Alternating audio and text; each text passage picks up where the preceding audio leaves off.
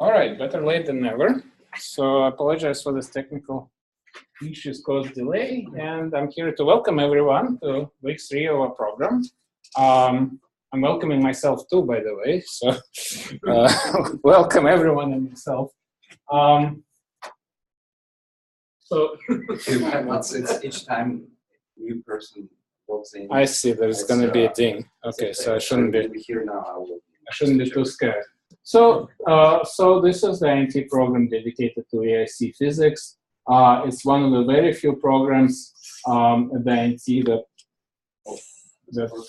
might have a pointer. Anyway, it's one of the few programs that actually has a poster. This is our poster. I mean, this overlay is not part of the poster. We're not going to try to picture of Seattle with those writings. But anyway, oh, thank you. Yeah, so we have a poster and a logo. So certainly we're taking it all very seriously.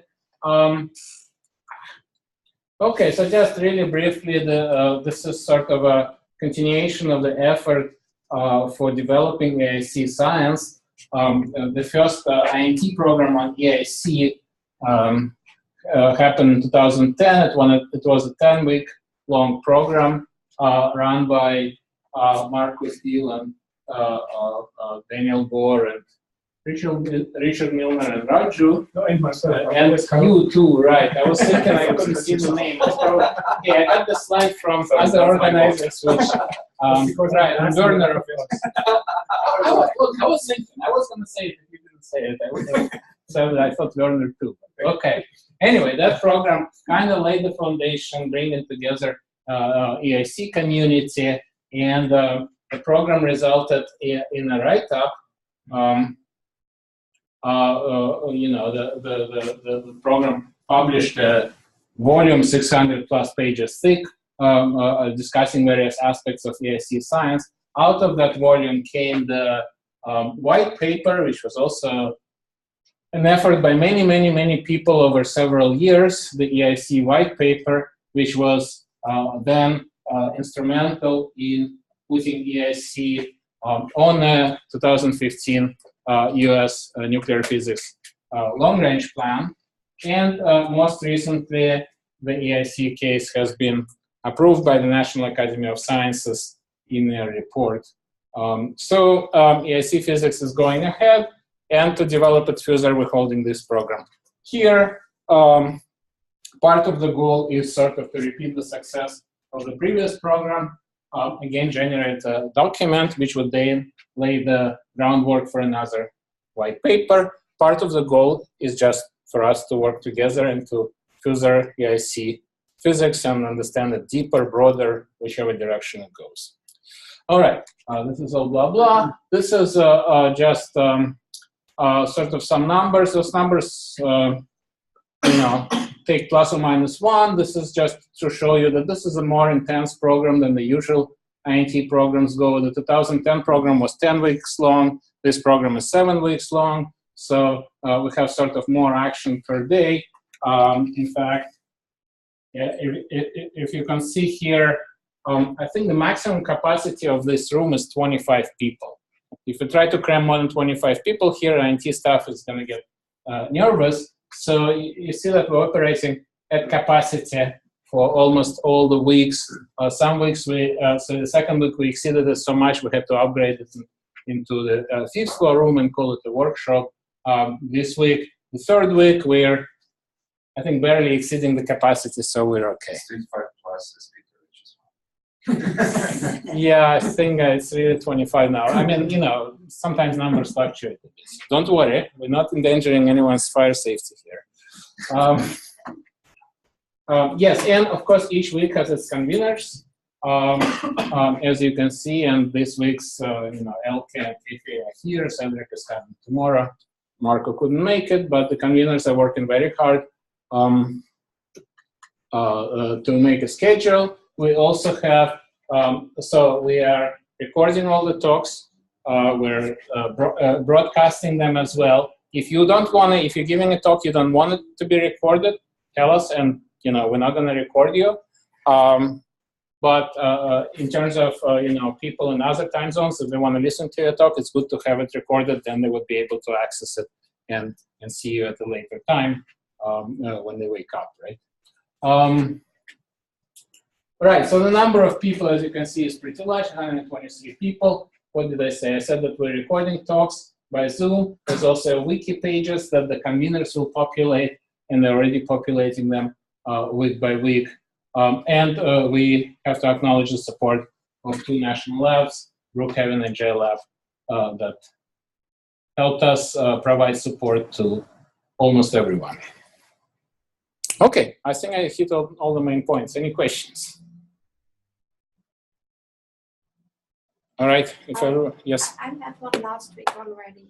So this new report which we are writing, I don't think that it's any more needed that we kind of, how should I say that there's a physics program for CEIC. So I think that has been established within us and so on. So we want to expand it. But I think also what is important is to show that certain things can be actually really measured. And how to extract certain things like the mass, which has been coming up now in this NAS and some other things. So I think the emphasis has to be really how we address certain physics more concretely. Sure. I mean, I'm not sure. I think this is more of a comment than a question. Yes. And, the program is what will make it. The IC science is what will make it, right? So if we choose to go, say, an Explorer ELCA suggestion, this is fine. I mean, I don't think we're trying to tell people how to do physics and what is important here. We're here to provide cookies and coffee and all the physics will be provided by moral support, computer support. But the physics will be provided by participants. And if that's the avenue people would like to explore, sure. But the cookies, this is not the workshop week, so there are no coffee breaks organized by INT-18-3. So as you mentioned, organizers will provide cookies for coffee breaks. As far as this particular program, this particular week doesn't have anything planned for the afternoon. We'll just try to get some cookies for you. Yeah, usually around 3 or 3:30, there's a coffee break, right? I don't know. We have to pick a time to hold a coffee break. Right. No, not a break, but just a coffee. But it depends if you guys want to have some cookies in the morning. It's okay. It just says break. It doesn't say coffee break. You're sick. Cookie break. So can I ask, so there's no discussion this afternoon? Like That is up to our community. Oh. Right. And so when do we know? If there's any so 5 minutes. if you, exactly, that's one of the things, but so we have one plan for tomorrow to wrap up and kind of a wrap-up discussion on lattice. And then we will see if there are questions and particular things which develop through the talks, and we schedule something in the afternoon. We didn't want to regulate everything. Yeah, we could, you could volunteer to organize something. Go in, announce it, however you want. Yeah. It's So everybody's work job. indeed. So we have one tomorrow, which is basically addressing, okay, what lattice can provide to CEIC. So how that is complementary and how we kind of, and then we will kind of see for other ones, if there are specific questions which we couldn't finish in the morning, then we say, okay, we discuss this in the afternoon. But it's very hard to, exactly, it's very hard to anticipate what discussions come up in the morning. And I think we should also let it go to do this. Okay. Okay. Yeah. So excellent.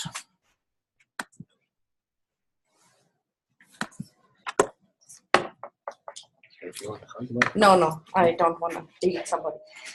So the motto of the week is longitudinal spin, and the week is actually devoted to understand the spin structure of the proton, and also including questions about unpolarized spin sum rules, orbital angular momentum, but on the longitudinal. So we don't want to focus too much on some of the exclusive processes, and of course, what we want to focus on this week is lattice results.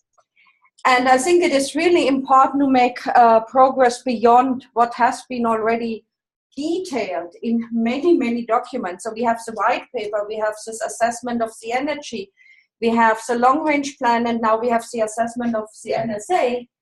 And I think we really kind of should go further, and I believe we should be a bit more critical on what can we actually measure.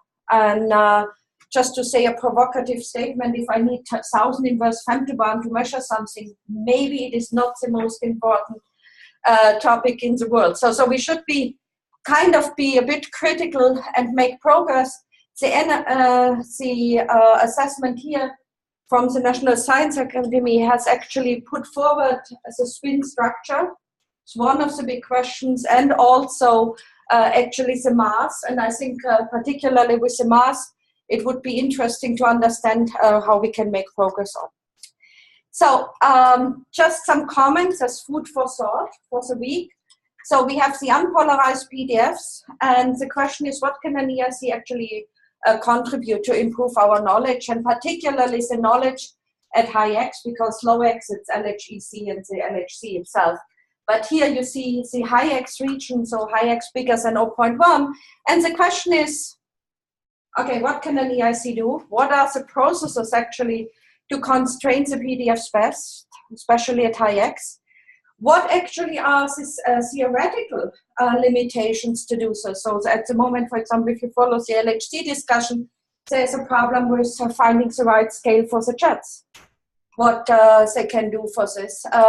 What lever arm and kinematic coverage actually is needed to kind of do this? So how much lever arm in Q-square do you need? And then how do you actually really improve the flavor separation? Because with inclusive, we all know we are kind of flavor blind apart from we do proton and deuterium, but we are blind for the strangeness, for example. How do we do that with charge current? Because strangeness is definitely a question. So I think that are all questions which would be nice to find some ideas and find also limitations on what has to be developed theoretically, for example, to make further progress on these questions. Then we have the helicity PDFs. I think that is one of the, I would say, pretty well studied kind of things for the EIC. Can we actually, but still, what are the theoretical limits to unravel really all the components of the spin sum rule? And here I'm talking about the Jeffrey-Manoa. How can we actually constrain the orbital angular momentum? There's quite some discussion about this. Can we maybe do best 1/2 minus, and the remaining is actually the orbital angular momentum, or do we want to actively measure this? So I think that are questions there. And then there is a lot of discussion that you need polarized deuterium or helium-3 to do, of course, to do the full flavor separation, because you want to have basically an effective target. But one of the questions is, from theory, for example, which of the two is better? Is deuterium better than polarized helium-3, or is it equal? I think that would be nice to know, because depending on you want to kind of emphasize more your development of the machine for one or the other one. Of course, for the unpolarized, it's much easier, but polarized deuterium or helium-3, despite what is sometimes said, is not so trivial in a collider. Then a big question, which hasn't been addressed in all the documents as much as one maybe wants, what role can actually jets play as an EIC? To unravel platonic structure, to understand radiation and all this type of things. Can we actually use what is learned at the LHC and just simply apply it to EIC? Remember, the square root S of an EIC is smaller than 140 GeV. The other thing is 7 TeV. So can actually all of this be simply applied? The luminosities in the jets are smaller. You see, you come to much smaller dijet masses. We end where LHC just starts to with their jets and so on. And here I also just show plots from Brian, which show you how many particles you have actually in a jet, depending on the jet PT and the Q square. So I think that is things which might play a role. Maybe they don't play a role, but I think jets is something which is pretty, let's say, undiscovered territory for the EIC, and we have to make more progress on this. It's of course not an undiscovered territory in physics. It's pretty, but for EIC, it's kind of more new. And then, of course, for lattice calculations, what lattice calculation can contribute better theoretical understanding for the various issues, like the spin sum, Gottfried sum, rule violation, strangeness, PDFs, and so on. So what actually can lattice give us, which is complementary to our measurements? Then can we actually put in lattice results into the global fits? It has been done for transversity in one of the fits lately. We discussed last week quite a bit that there might be actually a tension between the lattice calculations and the data. And as we said, we have planned actually for the lattice tomorrow, because everybody is still around and so on, and everybody, we have heard all the talks, a discussion to kind of address these issues in more detail, how complementary and how we can use lattice actually to further understand all the issues which we want. And that was all which we wanted actually to present. Questions? Thoughts? Did we forget something which is considered important?